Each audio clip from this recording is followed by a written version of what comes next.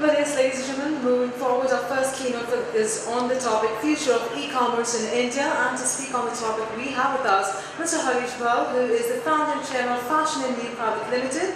He's a serial entrepreneur who has successfully founded some of the leading e-commerce digital media companies in India and other emerging markets. Mr. Bal, over to you. I welcome you. A round of applause, please.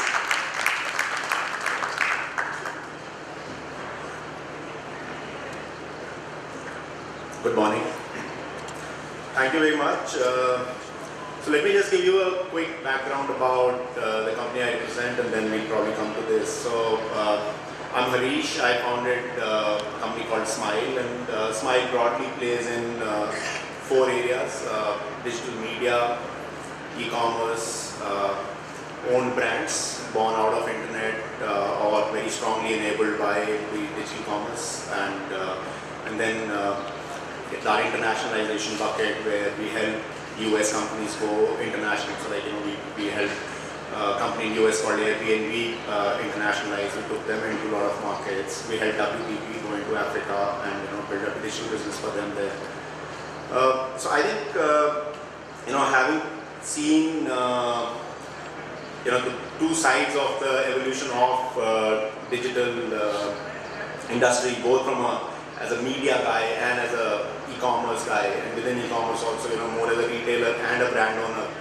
I think I'm honestly more confused than all of you are, right? So because when I sit in wearing the media guy's hat, the perspective is very different, and when I look at it from a brand perspective, it's very different. So probably what I'll do is there are a few questions which at least bother me all the time, and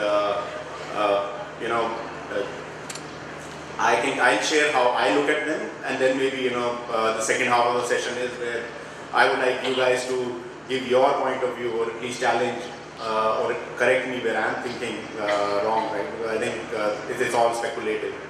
So I think some of I have 3-4 questions, and I'll cover them. That what are those questions that I'll just keep going through. Most of all of us might be thinking one of the few questions here.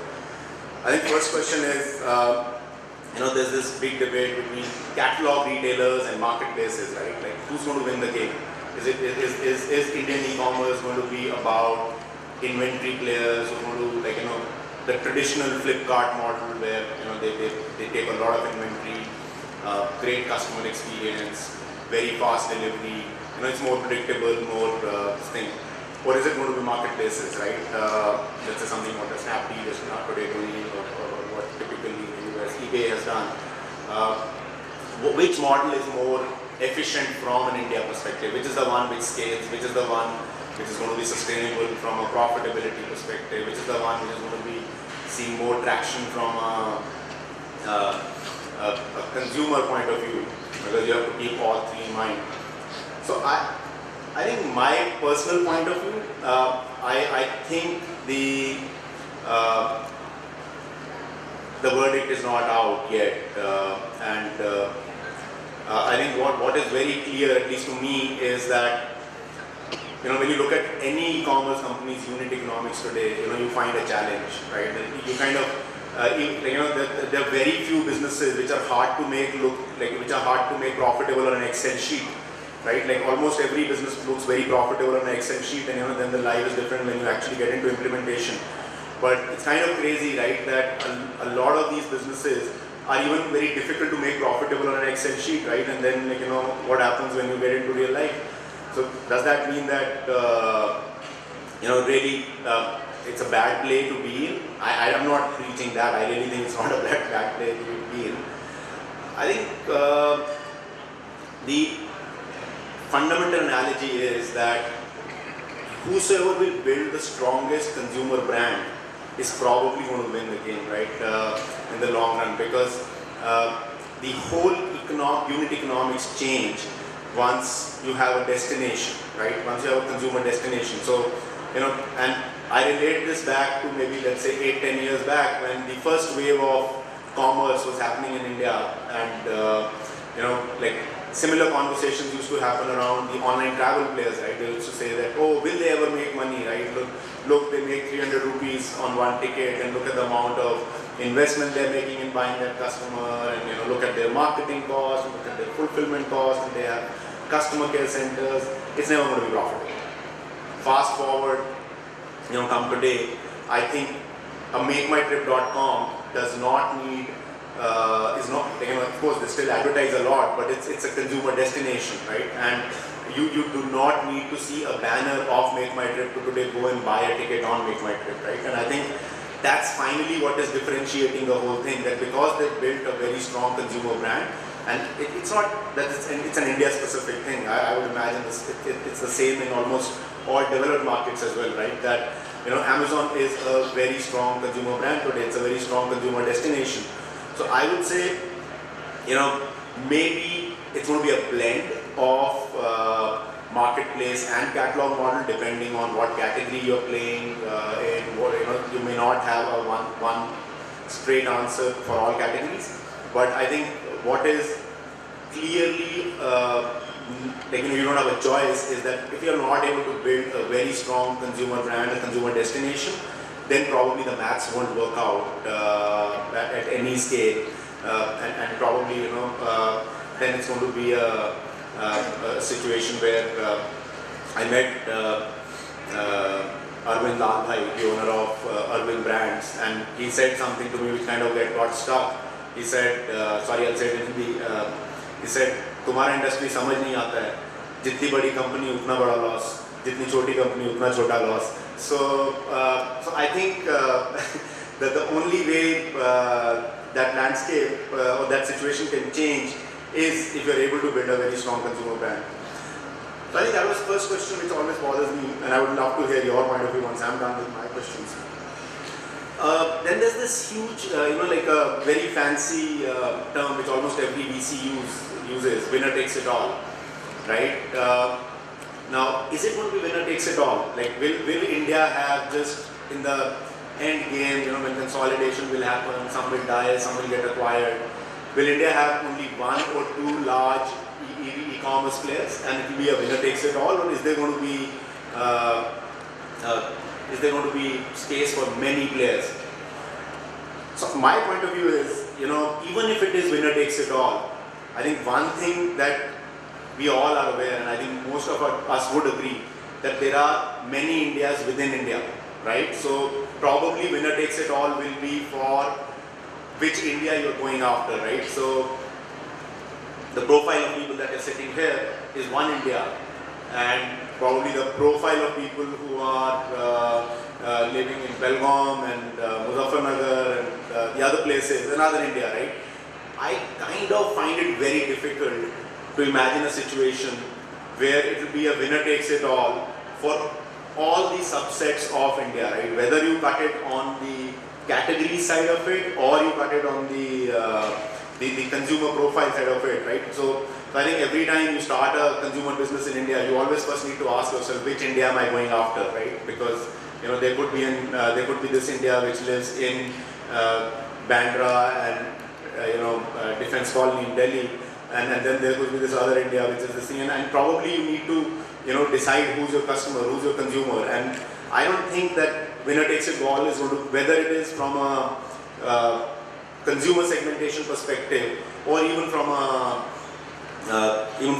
category perspective, right? I don't think that the largest hard good retailer would also become the largest soft goods retailer in this market, right? Or the largest retailer for services based retail. So I think yes, the winner takes it all will be true, because if the previous analogy that I gave, that the one who build the small consumer brand will win the game, then you cannot have too many strong consumer brands in each segment. But I think the market is large enough to be cut into different customer profiles and different categories, and there will be multiple winners in each of those subsets. And of course, in each subset you may not have many winners. Then the one, I think, I don't know when is the financing session at e-tailing conference, but I think the mantra that I've seen across all conferences is that if you want to retain your crowd, make sure your last session is how to raise venture funding, right? Because that makes sure everyone stays. And you have So I don't know, Ashish, did you kind of, you had it last night. So you followed it, but you used that trick for day one. Okay. So well, I think it's kind of obvious, right? That there are. This is a very obvious question, whether for entrepreneurs who want to start and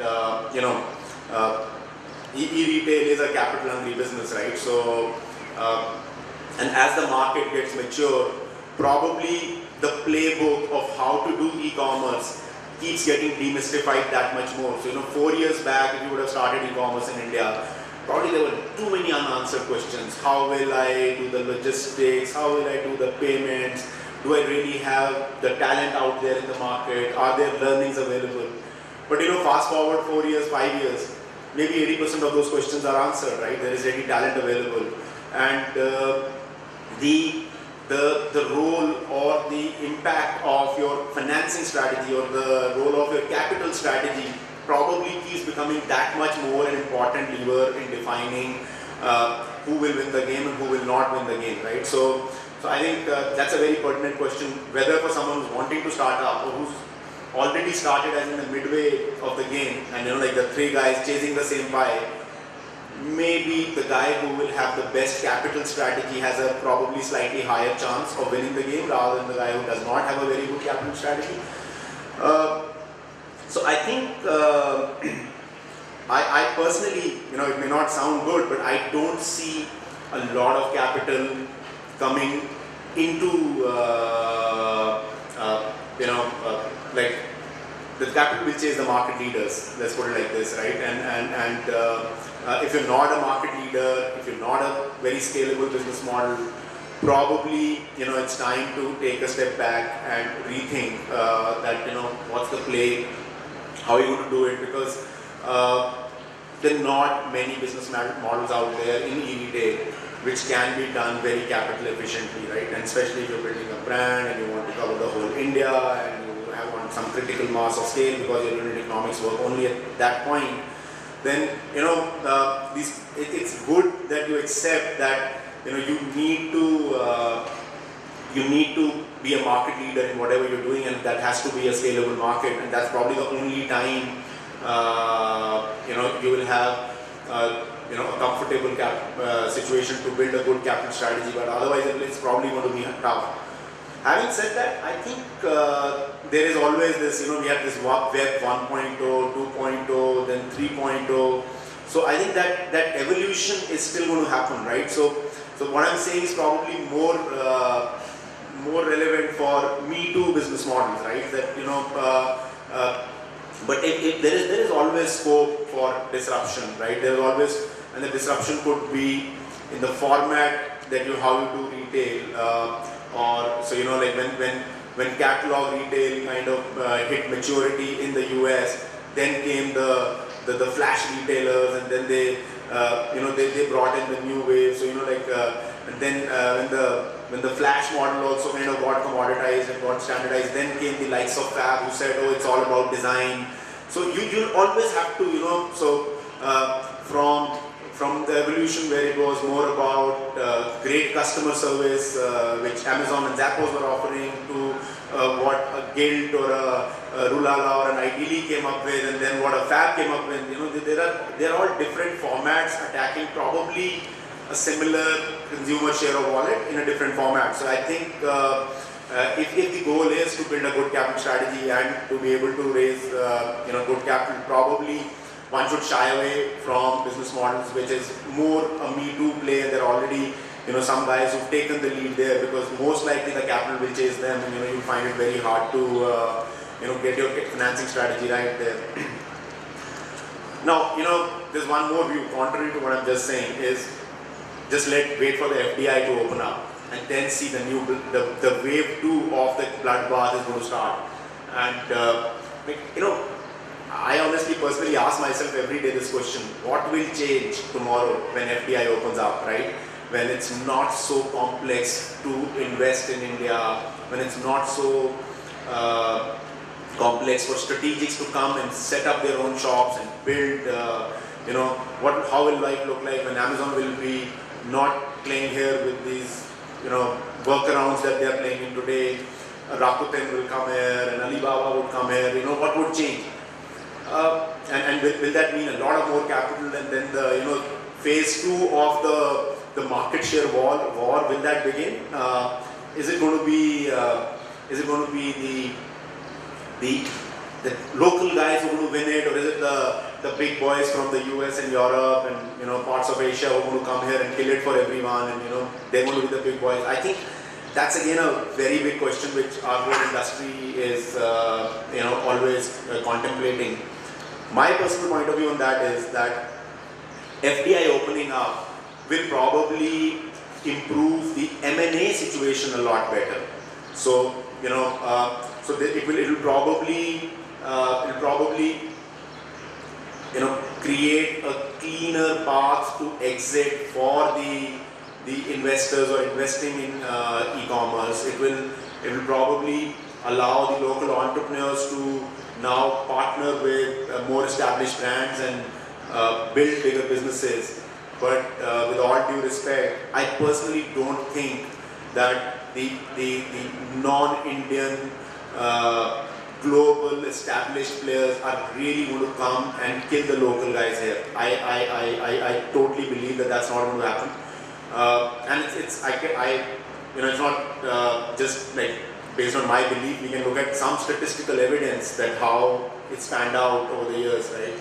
So there are two buckets, and this is how I see India, right? So of course India has one disadvantage compared to a lot of other emerging markets, which is that India does not have the language barrier, right? So like in China there is Chinese, in Russia there is Russian, and that's a language barrier for an English-speaking company to come in, and that's the reason that we couldn't probably build a Baidu and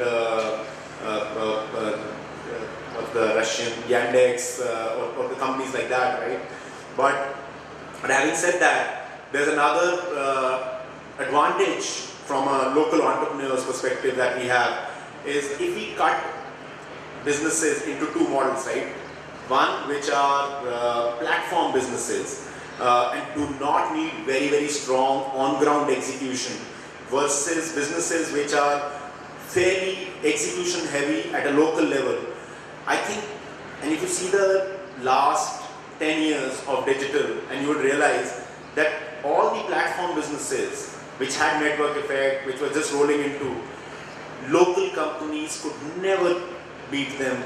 Local companies could never put up a strong case, right? Whether it was Facebook, whether it was Google, whether it was LinkedIn, any of the, because these were businesses where the level of local execution required to win that market was fairly small, right? And the brands entered India even before the company officially came here. So I think in those genres of businesses, probably the US companies, the European companies have a much stronger possibility of winning this market because we are English speaking, culturally we are West obsessed, so the consumer adoption of Western products is far higher, so you probably need more convincing to adopt a big Adda than a Facebook. But for businesses which are very local in execution and very, very execution heavy, I think the Western guys have always struggled to make it a winning here. They're better off partnering with local entrepreneurs, becoming shareholders in their companies and relying on their entrepreneurial abilities and their local knowledge to do it, right? We saw that, and the two waves before this have been travel and jobs, right? So when travel started, I still remember, when Make My Trip, Yatra, and all these guys were getting funded, everyone said, hey, Expedia is planning to come here and Travelocity is going to come here and they're going to kill everyone, and there's no future for these Indian guys, Expedia is so big, unlimited capital, blah, blah, blah.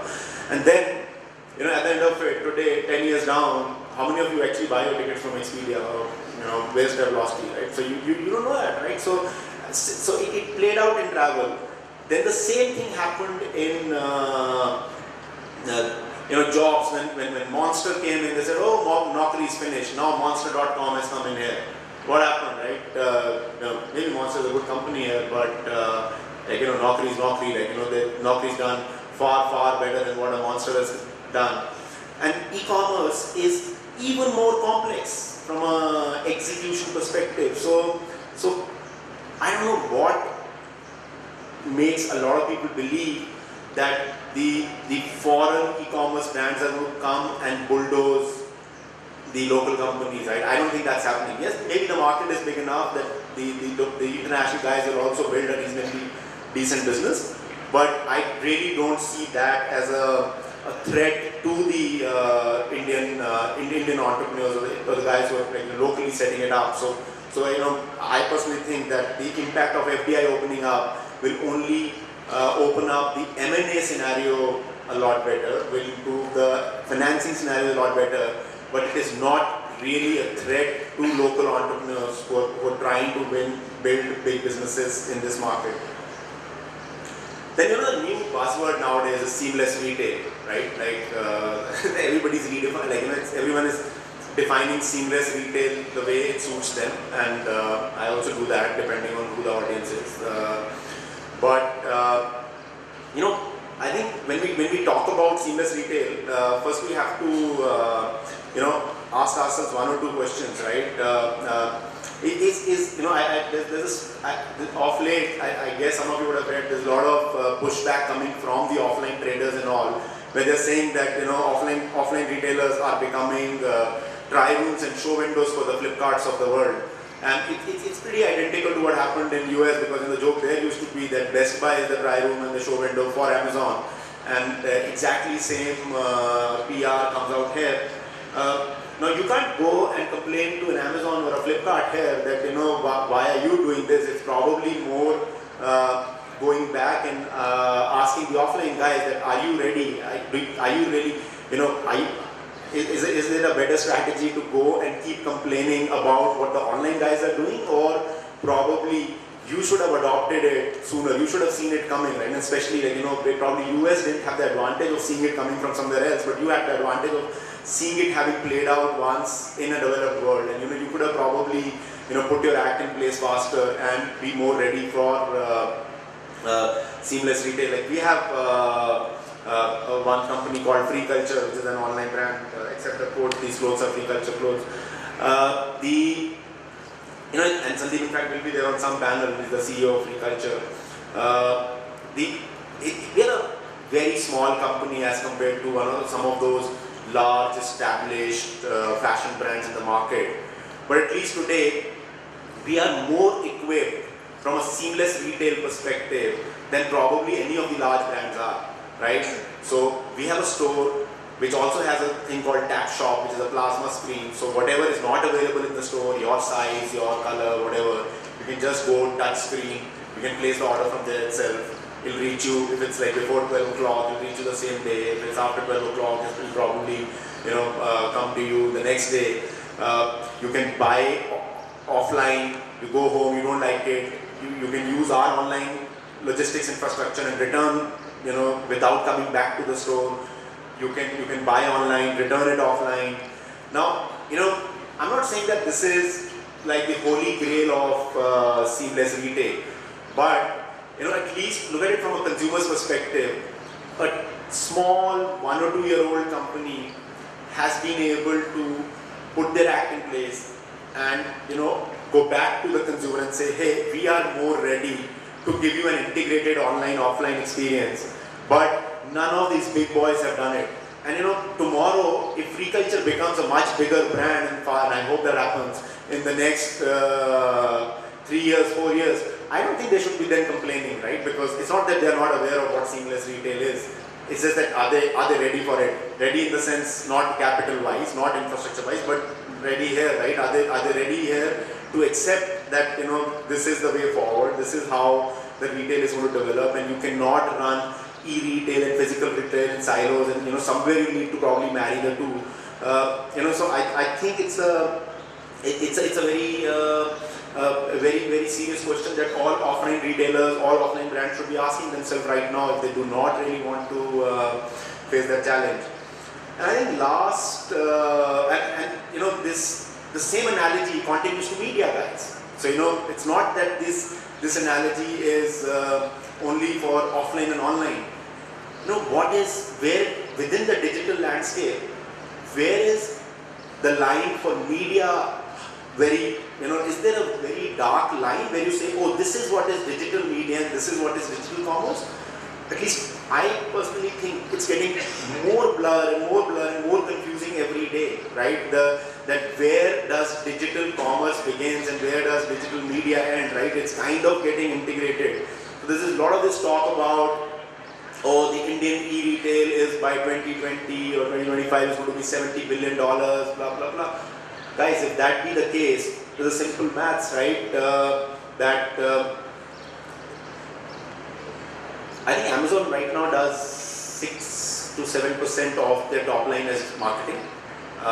So for an emerging market like ours, I would say in 2010 also we'll be probably investing 10% in marketing as compared to 6 or 7%. So the market size is going to be 70 billion, probably 7 billion is going to be going in marketing. Let's shave off what will go into non-digital marketing. So let's say 50-50 to probably not get into a controversy that which will be bigger. It's still $3.5 billion of digital media which will be flowing through just e-retail. I'm not including the Unilevers and the P&Gs of the world. What will be their contribution to the digital media market? And if $3.5 billion, that means there is clear opportunity to build a few multi-billion-dollar digital media companies just riding on the development of e-retail, right? And probably today a lot of brands need those solutions, right? Because I've read a few retail reports and they say that point of sale advertising is the most effective advertising from a conversion perspective. Now, if that be the case, why wouldn't a brand which is selling their products on a large e-retailer want to have opportunities to advertise there on the same platform and improve, not only build engagement and enhance its brand, but also have a direct correlation to the sales that are being driven here. But so I think there's a big opportunity for digital media companies also to tag along with this wave of development of e-retail in this market and build some disproportionate wealth there. What next? I think that's the question all of us ask, at least I ask myself, and where do I play? Clearly, I think mobile, right? Like it's now, so Web 1.0, Web 2.0, and let's go to now mobile 1.0 again, right? Because that's where the disproportionate growth is coming. And then when I said don't go after Me Too business models, probably, mobile marketplaces or mobile-led marketplaces, whether it's something like an Airbnb or something like a Uber or something which is more services-led on home help for home or whatever. I think there are a lot of untapped areas still out there. I don't think local entrepreneurs should be really worried about the development of just a couple of categories, whether it is apparel or electronics. That there is there are a lot of other sectors which are still probably very, very underdeveloped, and riding on the growth of mobile, probably we have a great opportunity to build some disproportionate value in those areas. Yeah.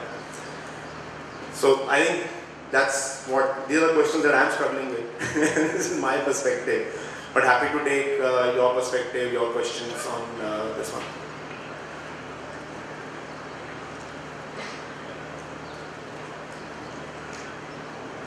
Everybody disagrees totally, or everybody agrees totally?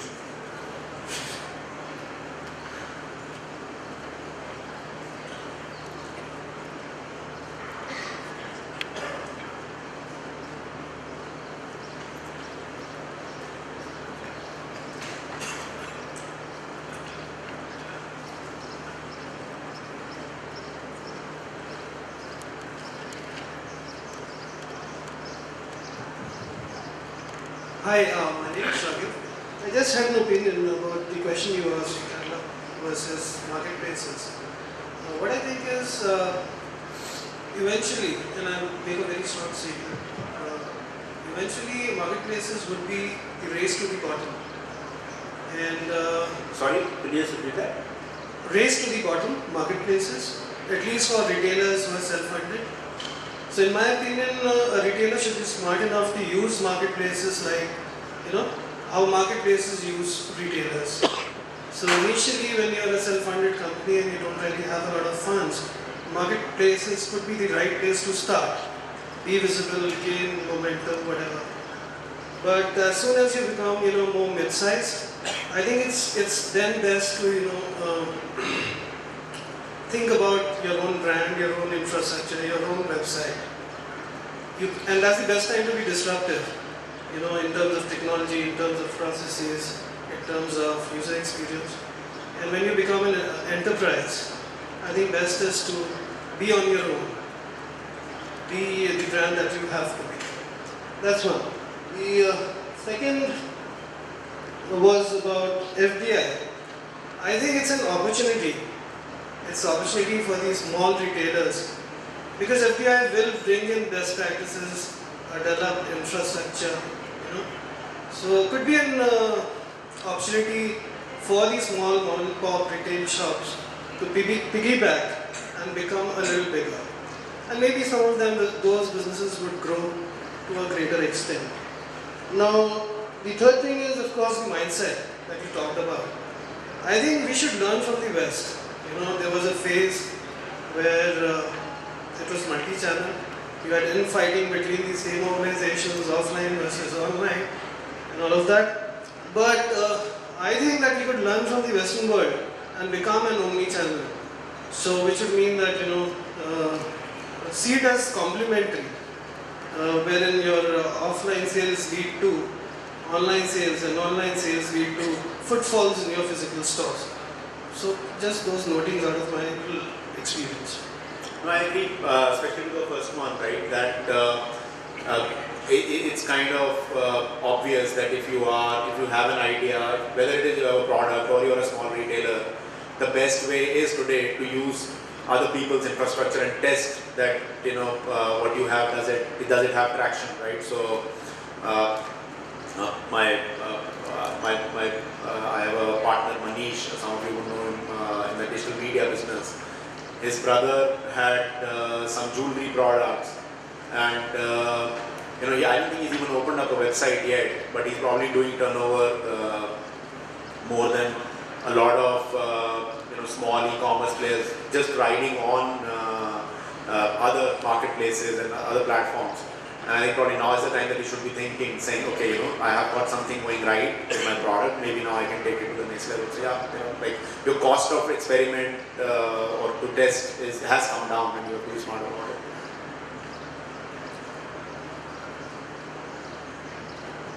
Yeah, hi.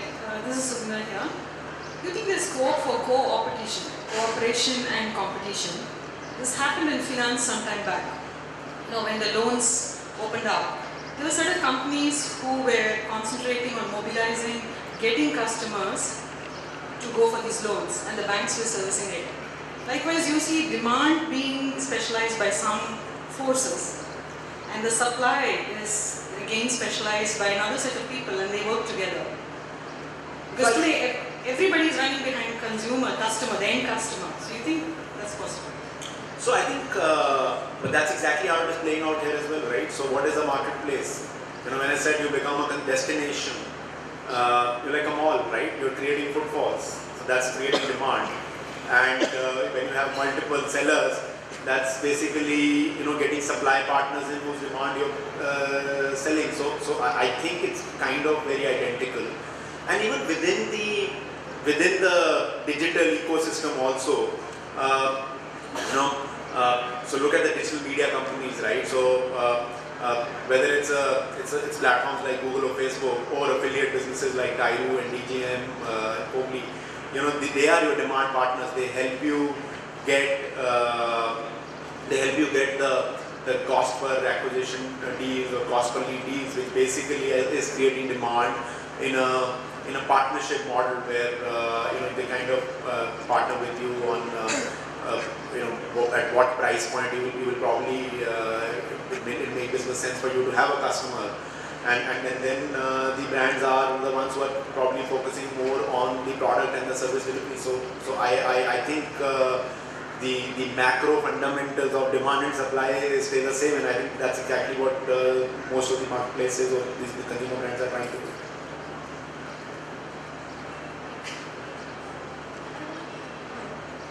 I wanted to know, do you think that the big will get bigger and each segment will be dominated by say 2 or 3 well-funded companies like in the US, or do you think there's space for 5 to 8 companies in each segment? How do you see that?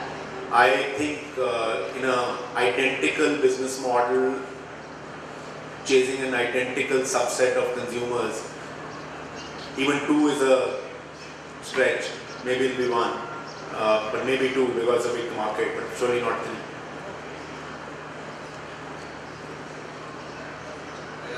Could you just probably share your thoughts on how the catalog versus marketplace model has played out in other larger EMs like Brazil, China, how different India is going to be, or is it very different with our own challenges of road, infrastructure, etc.? Very tough question. So I think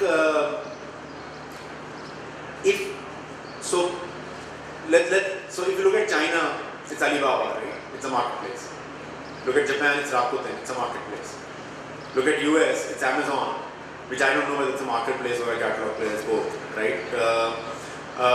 Probably the better strategy is to do it the Amazon way, but the hard reality is that how many companies are out there who would have the ability to win the trust of their shareholders to keep investing and keep raising disproportionate capital for that long a period of time, right? So if you got shareholders who have sorry to use this, balls of steel to keep investing and keep giving you the capital, I would say doing it the way Flipkart is doing it in India or doing it the way the Amazon guys did it in the US is probably the better way to do it.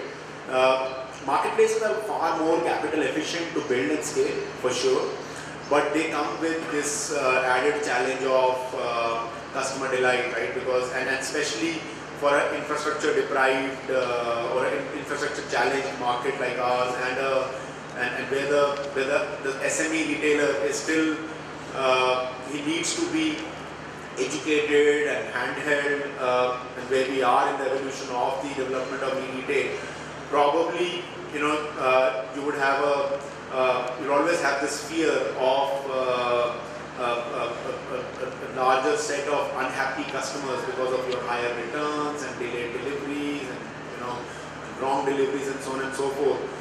Whereas in the catalog model, you can probably control your customer experience a lot better. Having said that, it's again which India are you going after. I think someone like you will pay that extra $2 for that predictability on delivery time and product and everything. But there are a whole lot of out there who say if it's cheap, I'll take the chance. So I think both the customers exist. It goes back to my first point that you have to be sure which India you're going after, because I don't think Ashish Jalani will mind paying 100 rupees more for a jeans if he's sure that if I ordered a blue, I got a blue, and they said 2 days and it came in 2 days. But I think there are a lot of people in Belgaum who will say, okay, no problem. I'm anyways ordering through cash on delivery. If it comes after 8 days, I'm not dying. I have other jeans to wear, and if it's not, I'll return it. What's the big deal? And probably he'll go to the guy who's probably giving you $100 cheaper, giving you a bigger catalog. So I think it's I don't know. I don't know this. I don't know a clear answer to this one. So I'm just giving you the confused state of mind that I have on this.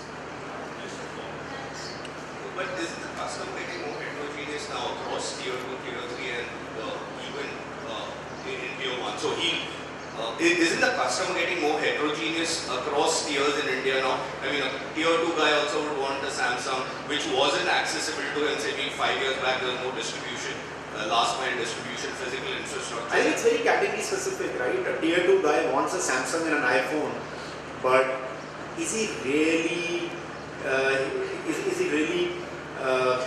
Has he developed his loyalty towards a Tommy Hilfiger and a Levi's and this thing? I don't think so. He's still buying a blue jeans, right? So maybe on a phone. So it's very category specific. He wants a Galaxy this and an iPhone this. But Jean said 1200 ki hai, whatever, it's fine. So I think it's very category specific. Okay. The instruction is one question. Just a quick question. So, do we think that in India we're talking a lot about e-commerce versus digital? I mean, e-commerce forms a subset of digital, right? Take for example, What is digital? Starbucks, for example. You know, the way they've gone about their entire business model, the way they interact with customers, various touch points, all of that. So, in my opinion, e-commerce is just a tiny subset of it's a very transactional section of digital. So for example, your loyalty, your customer service, could be some of the facets. So look, okay, 2 points to it.